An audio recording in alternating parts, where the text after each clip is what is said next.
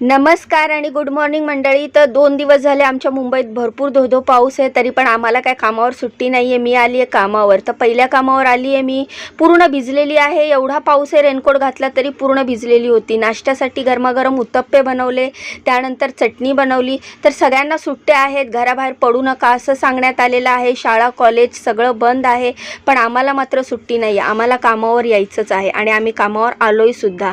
तर मस्तपैकी लाल अशी चटणी बनवली आहे उत्तप्प्याबरोबर खायला। त्यानंतर दुपारच्या जेवणामध्ये मस्तपैकी भेंडीची भाजी, शेंगदाण्याचा कूट घालून क्रिस्पी आणि मोकळी अशी भेंडीची भाजी बनवली आहे। त्यानंतर गाजरचा कीस घालून मस्तपैकी गाजरच्या चपात्या बनवलेल्या आहेत। त्यानंतर सरांचा टिफिन सरांनी पॅक करायला सांगितला, कारण की मी सकाळी लवकर येते, तुम्हाला तर माहिती आहे। तर मला तर सरांचा टिफिन पॅक करायचा होता, त्यांनी सांगितलेला, मी टिफिन पॅक केला। पण नंतर समजलं की सर पण ऑफिसला जाणार नाही आहे, पण मी आपला नेहमीप्रमाणे सगळा टिफिन पॅक केला। सगळ्यात आधी चपात्या पॅक केल्या, त्यानंतर मी ही चटणी भरली, त्यानंतर उत्तप्पे भरले आणि सगळ्यात शेवटी जी भेंडीची भाजी केली होती ती देखील भरली आणि फ्रूटमध्ये त्यांना पपई कापून दिली मस्तपैकी। तर अशा प्रकारे सगळा टिफिन पॅक केला आहे, तुम्ही बघू शकता। भेंडीची भाजी पण पॅक झाली आणि माझ्या मागून तो दादा पण उठला होता, जो टोडूला सांभाळतो।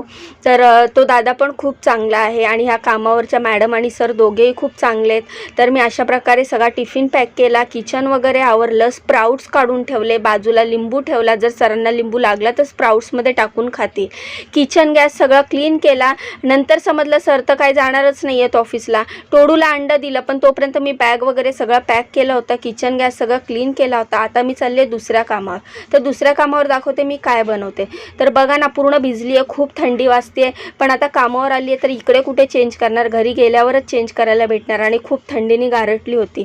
चहा करून प्यायला पण वेळ नव्हता, कारण खूप उशीर झालेला। दोन्ही कामावरच्या मॅडम बोलल्या चहा बनवून पी, पण मला वेळच नाही मिळाला।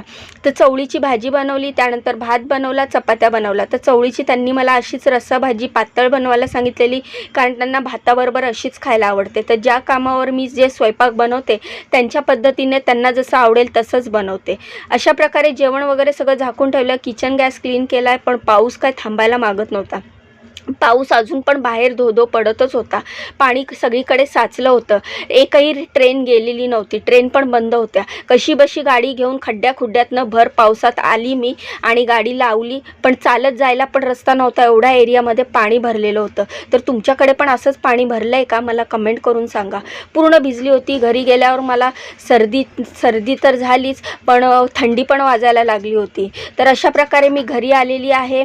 तर उद्या भेटूया नवीन व्हिडिओ। जाण्याआधी व्हिडिओला लाईक करा, चॅनलला सबस्क्राईब करा। बाय।